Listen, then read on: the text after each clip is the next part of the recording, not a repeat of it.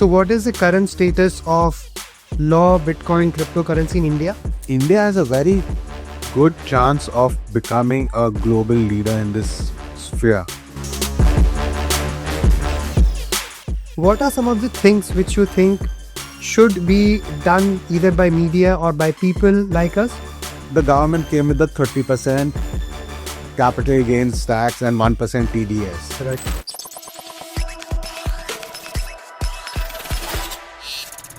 Hello and welcome to Voice of Crypto, a podcast where we talk about crypto, Web3, Metaverse, NFT and everything in between. And as you can see, it's raining heavily in Mumbai and we got some time to chat with Suril Desai since he was also stuck inside his office because of the rain. So we got some time. So welcome on the show, Suril. Thank you so much. Suril, tell us something about yourself, what you do, and most importantly, how you got into crypto and Bitcoin. So, hi, I'm Suril Desai. I'm a lawyer by training. I work with the law firm Nishit Desai Associates, which is a law firm my father founded almost 30 odd years ago. And I specialize in the crypto, blockchain, Web3, etc. And it's interesting the way I got into crypto. I mean, actually, I was introduced to the idea of decentralization when I was doing my undergraduate in California in the year 2000. And at that time, I came across one of the earliest decentralized projects, which was so University of Berkeley had this project called SETI, Search for Extraterrestrial Intelligence, and they had a mainframe computer on their campus, and they told us to download a software, through which you download it on your desktop, and you have to leave your computer running, and all the excess computing power that would get aggregated into this mainframe computer in Berkeley, and they use that computing power to detect radio frequencies in outer space. So that was my first interaction with the idea of decentralization and things like that. And then in 2008, I'd come back to India and I was looking at all this noise around Occupy Wall Street and the global financial crisis which had taken place. And I was, involved in that. And I was looking at Occupy Wall Street protests. And there are all these forums online and all of that. And then I had also, in the meanwhile, I had also started researching on privatization of space exploration. And then in around 2011, 2012, one of my colleagues came and told me, you're looking at privatization of space exploration. And he knew about my SETI experience. So he said, have you heard of Bitcoin? I said, no, I haven't. So then I looked at the Bitcoin. Then I started doing some research. And I said, wow, this is the future. I was like, I'm not a science student, so I couldn't understand the science behind it. But the thing that attracted me was permissionless, censorship resistant, and peer-to-peer. These three things I was like, oh wow, this is like the future of money and this is the future that I would like to see.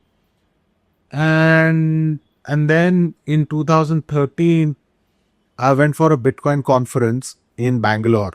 It was the first Bitcoin it was called the Global Bitcoin Conference. And it was, that time you had most of the people who were there were from the Bitcoin talk community. And I went there, and incidentally, I was the only lawyer who was present there. And the organizers were quite surprised that I had showed up.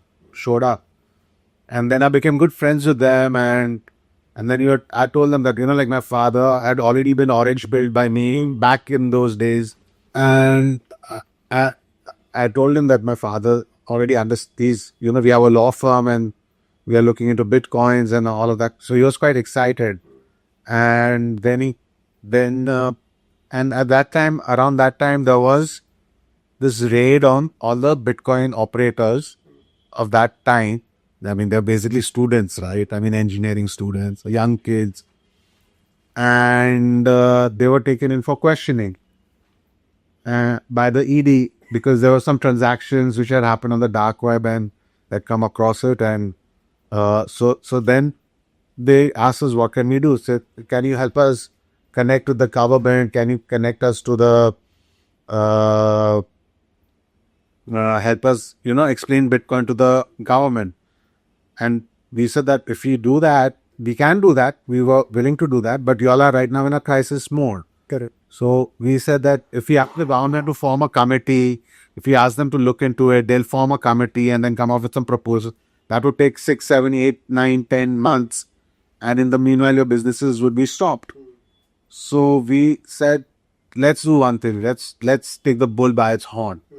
So, and by then we had researched everything. We had researched the Coinage Act of India, the Currency Act, FEMA, SEBI, Constitution, and nowhere we found that Bitcoins is illegal under any law in India.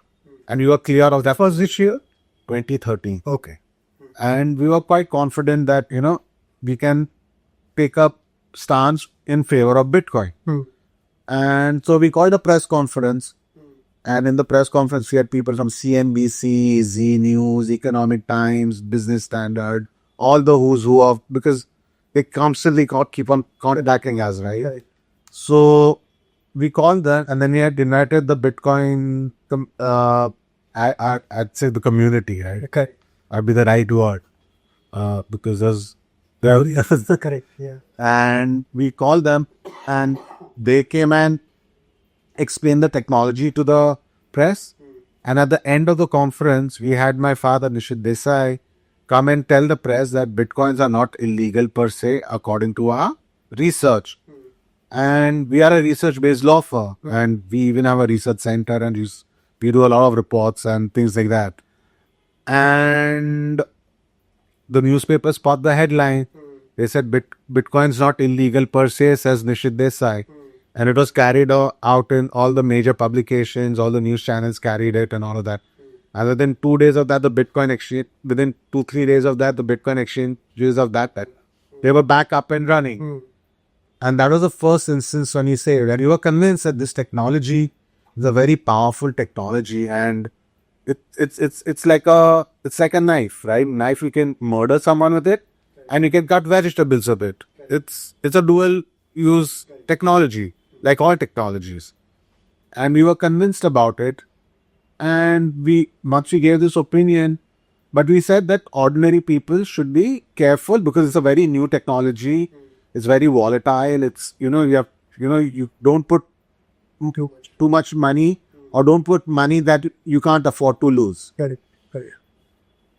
And once that came out in the news, the ED calls us up and asks us, "Arey bhai sahab, Bitcoin kya cheez hai?" So then we go to the ED and we explain to them and things, and then everything was running smoothly till about 2017, 2016, 2017, 18 times. But then there was one big Ponzi scheme that was played on in the Bitcoin, uh, uh, space. Correct. And it was the Gain Bitcoin scam, which was Amit Bharadwaj. I don't know if you...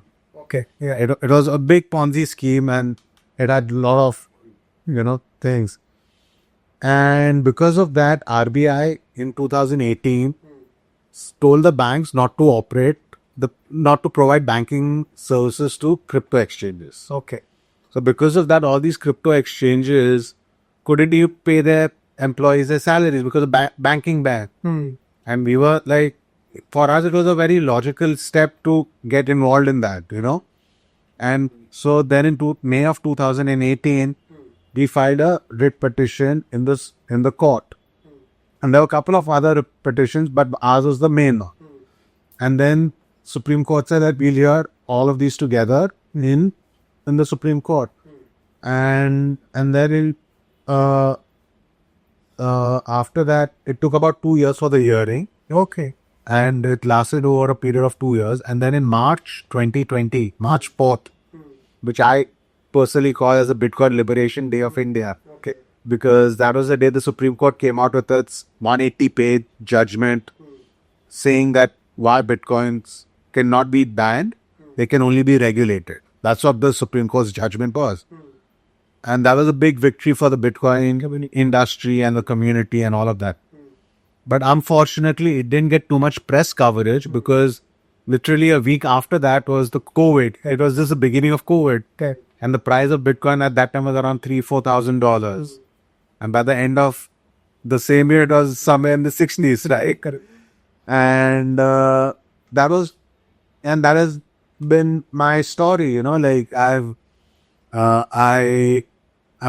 also took a conscious decision not to buy too many Bitcoins or not get into trading and all, even though I had the opportunities and I'd seen Bitcoin at $12 and $50 and $70 and, under $100. Correct. But I was like, if I have to be representing the community in the court, and especially if my law firm's name is associated with it, then there'll be a major conflict of interest. Correct. So I avoided. I do own Bitcoin. I won't say that I don't own Bitcoin, but it's just because I wanted to be a part of the community. Correct. Correct. Not as an investor, yes. Yeah. So I don't look at the Bitcoin price anymore. I never looked at the Bitcoin price because for me, one Bitcoin in 2015 is still one Bitcoin in 2025. It's not 1.5 Bitcoin. It's not 0.75 Bitcoin. It's still one Bitcoin. So Bitcoin is very, for me, I tell people, then they ask me, is Bitcoin volatile? I say that Bitcoin is not volatile. The other currencies are volatile. That's right. Because if you see the number of dollars that are being printed, right? The largest amount of dollars are printed during COVID, right? Correct. And so there's so much of that money, and there are only 21 million Bitcoins. So all that money is chasing Bitcoin, and that's why it seems that Bitcoin and everyone's looking at the price from BTC to dollar. Correct. But if you look at it the reverse, right? You say how many dollars in a Bitcoin? Correct. So just flip the mindset. Flip the mindset, and that's what I, and I'm a big evangelist. I even have a Bitcoin tattoo. Yeah, and it's been a very fascinating journey for me. I've learned so much, and I still continue to keep on learning. It's like I learn one thing, and then there's something else. And there is so much being built on the Bitcoin protocol. Right? I mean, if you look at all the cryptocurrencies, they are all based on fundamentally they are based on the white paper which Satoshi Nakamoto published. Correct. And because of that, you are seeing all these other currencies which have the characteristics. It's like I say that Satoshi Nakamoto was someone like Pythagoras. Pythagoras came out with the theorem A square equals B square plus C square. Correct. And with that theorem, we have all these buildings and everything is being built on that formula. Same way, all these other cryptocurrencies have, to build a new cryptocurrency, you have to understand Bitcoin. Correct. If you don't understand Bitcoin, Correct. you can't really look at building a new currency. Bitcoin is like, it's a fundamental for the whole industry. Exactly. It's like the Microsoft Word. Correct. Right. You can't write anything. Yeah. Correct. Interesting. So you said SETI. SETI. So from SETI in 2000 to 2025, I think you have seen a huge journey from Bitcoin from $12 to now around 125K. Who do you think is Satoshi Nakamoto? Oh, wow. I think we are all Satoshi Nakamoto. I think the community at large, I have a feeling it's a group of people. It's like David Shaw, Hal Finney, Adam Black, all of those guys. And Satoshi, probably, even if it's a one person, he's learned from all of them, right? Because it can't be a one person's. He may have crafted it, Well, because I think the English that he has used in the white paper is also very British English. Yeah, that's the documentary as well, which talks. Yeah. Okay. So it's ये camera angle सही है हाँ हाँ ठीक okay please cut so I mean it doesn't matter who Satoshi is, right? I mean it's like the formula works. Like you don't know Pythagoras. You don't know all these other. You don't know what they look like. You don't know Ramanujan. You don't know Aryabhatta. Correct. Right? But what they proved, mathematics does not need a person to. To face of his It's the formula works, and because it works, it's acceptable. correct. And Bitcoin is nothing but mathematics, right? And mathematics and philosophy at an esoteric level are very similar. If not the same. Because there's a lot of philosophical 1 plus 1 is 2, but 1 and 1 is also 11. Correct. So how you Looking at have you so if your philosophical principles are clear, then your decision making is that much more clearer. Same way with mathematics. The more clear you are on your principles of mathematics, the more clear your answer. And the answer is very simple, and that answer is Bitcoin for everything. correct. Interesting. So, so you are into the space of blockchain, crypto, also law. So, what is the current status of law, Bitcoin, cryptocurrency in India, and what are some of the regulations which you see could be changed, or what are some of the best examples in countries where Bitcoin or the cryptocurrency is growing, and because they are growing because of the laws which the nation has made. So, what is your opinion on that? So I feel that India has a very good chance of becoming a global leader in this sphere.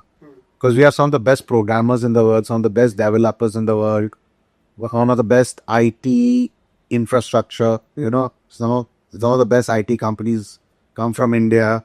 If you look at all the major CEOs of all the top tech companies, they are coming from India.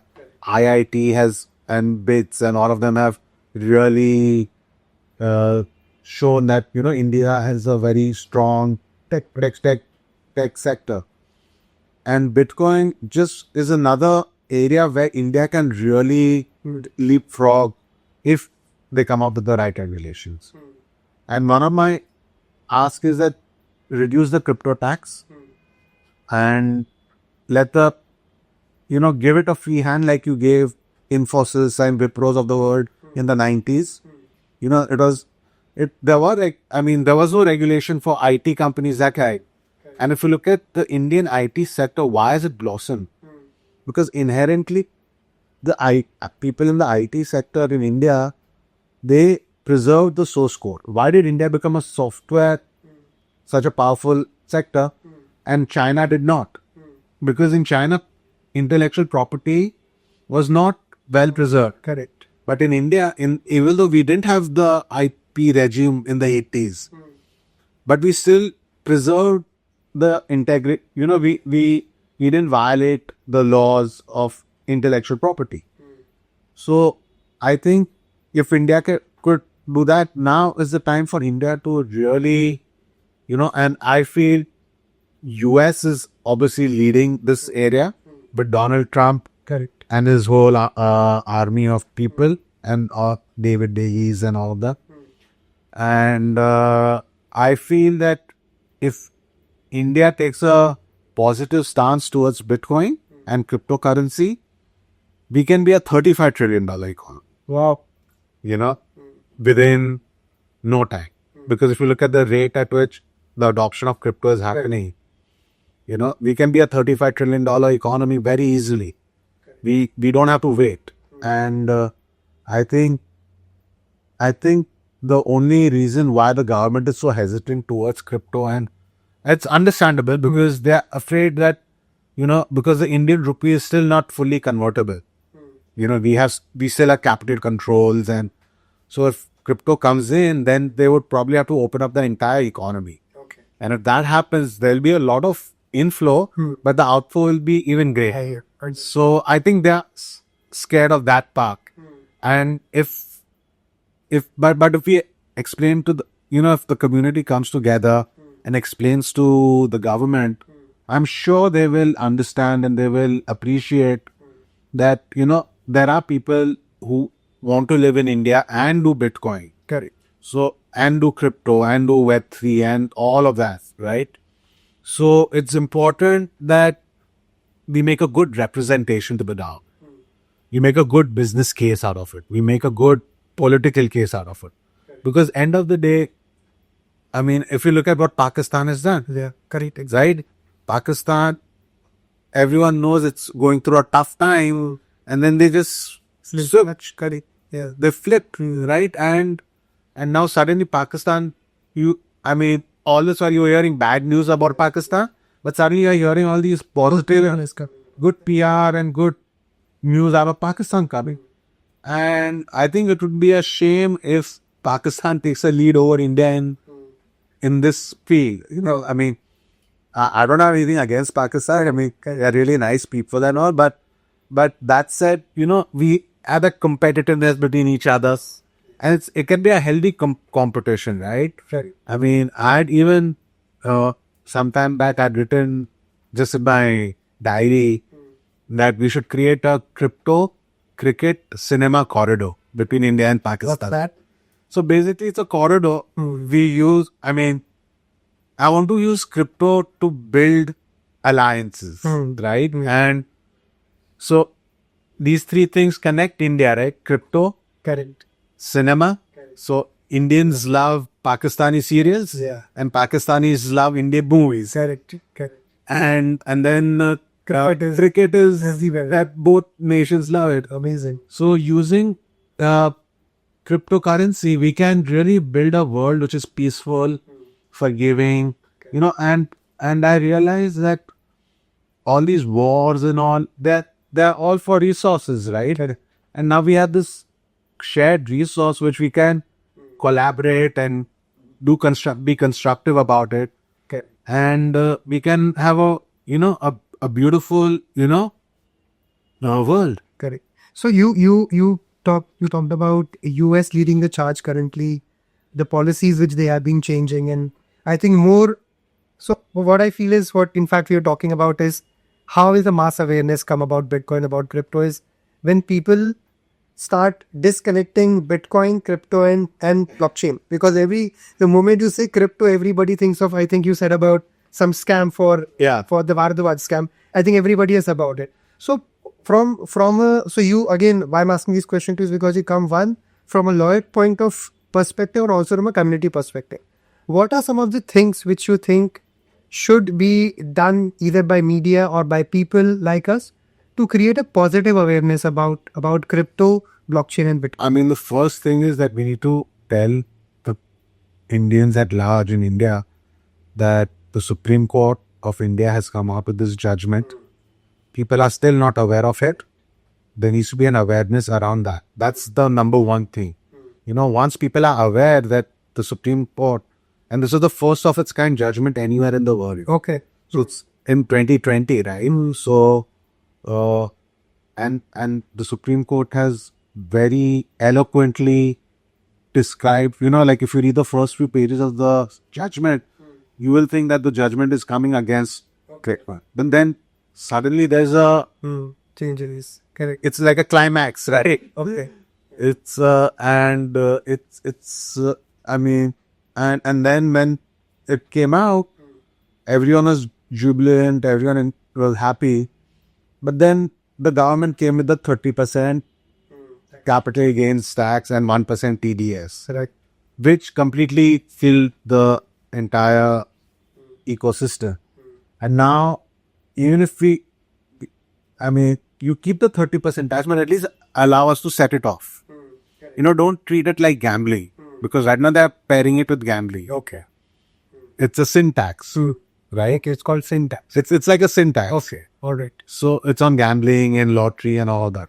So, but if India reduce the tax and reduce the TDS, they reduce the what they're doing the TDS is, we understand why they're doing it, because they want to make sure that there is a trail and they can because when you do a TDS filing, there's a KYC and all of that happens, right? It goes in a system. It goes into, but you don't need 1% for that. You can do it with 0.01. Correct. Just for the namesake is Yeah. correct.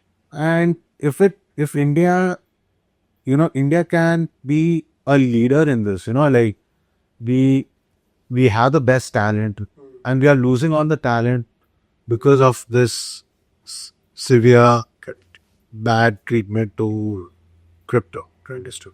So, Cyril, I think it was very interesting talking to you about a lot of things. But so a lot of people who watch our channel, who listen to our podcast, are new entrepreneurs or new kids who are getting into crypto. And since you have been into crypto, who knows, Cyril might be the Satoshi Nakamoto because he was there since 2000, and it has been said that Satoshi might be an alien as well. So, what are your quick tips to somebody who's getting into crypto? Especially from India, is what I would like to. See, I think if you're getting into crypto, at least in the early stages, before you graduate to decentralized finance and all of that, use the existing ecosystem. If you, I won't say you use, if find an exchange, and diversify it. So instead of buying 1 lakh rupee worth of Bitcoin on one exchange, buy it in different exchanges. It's slightly more tedious, but because then if one exchange goes down, at least and self custody is the key, but self custody is not easy. Correct. It's quite a process, right? And you'll graduate to that, but at least in the interim, use all the crypto exchanges. I mean, it doesn't cost you to open a wallet. They only do your KYC and you have to just link your bank account, right? So use all of them. I'm not saying use X, Y, Z, whichever. So just go there, buy a little bit, play around, but don't put too much. Don't put money that you can't afford to lose. Be careful. Don't get too excited and sell your house and go buy crypto. I mean, never do that. Don't take a loan to buy crypto. Just whatever extra capital you have, just like so I mean, a lot of these family offices are doing it. So what I tell them is that instead of you are wondering how much to allocate to your exposure to crypto, anywhere between 2 and 5%. Right? At X to start with. And once you are convinced about it, then sky is the limit. But go slow, it's like if you buy 100 rupees worth of Bitcoin every day, that's good enough. Correct. You don't have to buy huge chunks, buy little, and suddenly one fine day you will see that you have a good exposure. Correct. And if you're consistent and if you're going to be a trader, you have to be very disciplined, because the crypto markets are 24 hours, 365 days a year, and it never sleeps, right? So the price is this move. There's no Saturday, Sunday. It's all one big day. It's free. Correct. And it's like I feel that there is a lot of opportunity for people in this area, and we are still early. We're still in the early days of crypto. I mean, even though it's 9 years now. yeah, but it's still because I think there has been so much negativity around this around crypto that people are just scared. Right. And don't be scared. Yes, and Bitcoin and crypto is it's like after electricity, the next big thing is Bitcoin, right? And That only a Bitcoin maximally gets. Amazing. So you, I mean, apart from Bitcoin, any other coins do you hold, or do you? I hold Ethereum. You do. So you're not a hardcore NT. I met Vitalik when he had come to India in 2016. Okay. So and then I was just we were there was a conference at Taj Mahal Hotel in Colaba, and I was on the panel and I was supposed to talk about regulations at that time. Very. And there was nothing. No regulations there. So, and still no regulation stuff. Oh, correct. So it has been 10 years, but India is still trying to figure out where to fit in from that. And Sureel, you have a Bitcoin tattoo, which we have heard a lot about. So you can show, so you can take this. इसका photo लेंगे या कैसे लेंगे? Video ले लेते हैं. This is so tell us a story about this Bitcoin tattoo as well. Oh, see. So this tattoo I got somewhere around 2015. Okay. 2015, 2016. And I was out with my friends and we were talking Bitcoins and my friend told me like, if Bitcoin hits, I don't remember how much it goes up there, but if it hits this much, you have to get a tattoo.